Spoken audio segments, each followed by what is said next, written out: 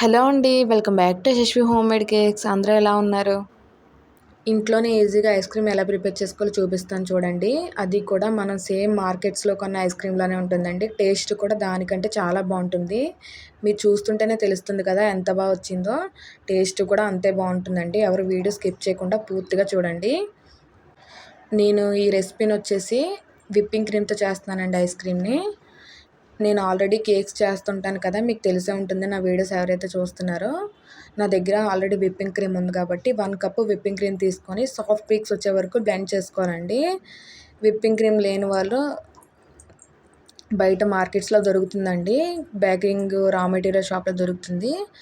ఒక ప్యాక్ తీసుకున్నారంటే మీకు చాలా ఎక్కువ ఐస్ క్రీమ్ అవుతుందండి. చూసారా 1 కప్పు విప్పింగ్ క్రీమ్ వేసుకున్న తర్వాత 1/8 కప్పు అంటే పావు కప్పులో హాఫ్ తీసుకున్నానండి. 1/8 కప్పు మిల్క్ మేడ్, తర్వాత 2 టేబుల్ స్పూన్ వచ్చేసి మిల్క్ పౌడర్ అండి. దీంట్లో మనం షుగర్ యూజ్ చేయమండి. ఆల్రెడీ ఇవన్నీ స్వీట్‌గానే ఉంటాయి కాబట్టి పావు కప్పు మిల్క్ వేసుకున్నానండి. వేసుకొని మళ్ళీ బ్లెండ్ చేసుకున్నాను. చూసారా సాఫ్ట్ పీక్స్ వచ్చింది కదా! ఇంకా కొంచెం ఫోమీ స్ట్రక్చర్ రావాలండి. మళ్ళీ ఒక పావు కప్పు మిల్క్ వేసుకున్నాను.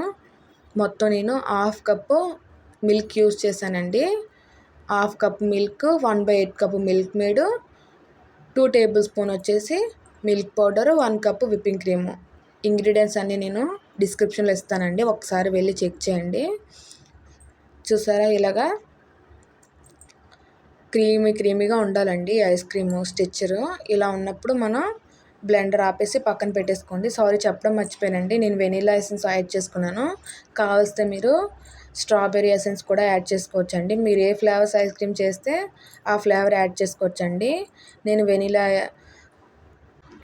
వెనిలా కొంచెం వేసుకున్నానండి. వేసుకొని ఫస్ట్ ఒక బౌల్కి తీసుకున్నానండి. తీసుకొని ఇంకో కొంచెం దాంట్లోని 2 టేబుల్ స్పూను స్ట్రాబెర్రీ క్రష్ వేసుకున్నానండి. మరీ ఎక్కువగా వేయొద్దండి. ఆల్రెడీ స్వీట్ ఉంటుంది కాబట్టి 2 టేబుల్ స్పూన్ సరిపోతుందండి. చిన్న లిక్విడ్ జెల్ కలర్ వేసుకున్నానండి ఒక్క డ్రాపు.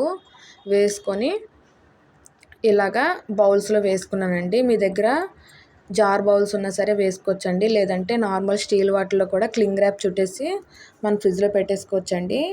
నేను ప్లాస్టిక్ బౌల్స్కి ఇలా క్లింగ్ ర్యాప్ వేసుకొని ఓవర్ నైట్ అంతా కూడా ఫ్రిడ్జ్లో స్టోర్ చేసుకోండి. ఫ్రిడ్జ్ కూడా 0లో పెట్టాలండి. -డిగ్రీలో పెడితేనే బాగా మనకి బయట కొన్న ఐస్ క్రీమ్స్లా వస్తుందండి. లేదంటే మీకు ఆ స్ట్రక్చర్ రాదండి బయట కొన్నట్టు. మీరు ఫ్రిడ్జ్ని మాత్రం ఫుల్ హైలో పెట్టుకోండి. పెట్టుకొని మీరు నైట్ అంతా ఇలా ఉంచుకున్నారంటే చక్కగా మనం బయట కొన్న ఐస్ క్రీమ్స్లానే వస్తుందండి. ఇది నైట్ ప్రిపేర్ చేసుకుంటే మార్నింగ్కి బాగా సెట్ అవుతుందండి. ఎందుకంటే మధ్యలో మనం ఫ్రిడ్జ్ యూజ్ చేయం కదా! చూసారా నాకు కరెక్ట్గా నైట్ చేసుకున్నాను. మార్నింగ్కి ఎంత బాగా మనకి వచ్చిందో ఐస్ క్రీము చూడండి. ఇప్పుడు నేను ఇది తీసి చూపిస్తాను. గరిటెని కొంచెం వాటర్లో ముంచి ఇలా క్యూబ్స్లా తీసుకోవాలండి. చాలా వచ్చిందండి టేస్ట్ కూడా. ఒక్కసారి ట్రై చేయండి. అలాగే మన ఛానల్ని ఎవరైతే కొత్తగా చూస్తున్నారో సబ్స్క్రైబ్ చేసుకొని చూడండి. మీకు ఎలాంటి వీడియోస్ కావాలో కామెంట్ చేయండి. ఈ రెసిపీ నచ్చిందా? నచ్చితే లైక్ చేయండి. ఇలా సింపుల్గా క్యూబ్స్లా తీసుకొని టూటీ ఫ్రూటీ స్ట్రాబెర్రీ క్రష్తో డెకరేట్ చేసుకున్నానండి. మీరు ట్రై చేసి నాకు ఎలా వచ్చిందో కూడా కామెంట్ చేయండి. మీరు కామెంట్ చేయడం మర్చిపోకండి. మీరు కామెంట్ చేయడం వల్ల నాకు మోటివేషన్గా ఉంటుందండి. మీకు ఎలాంటి రెసిపీస్ కావాలన్నా నాకు కామెంట్ చేస్తే నేను అప్లోడ్ చేస్తూ ఉంటానండి. బాయ్ అండి. మరొక వీడియోలో కలుద్దాం.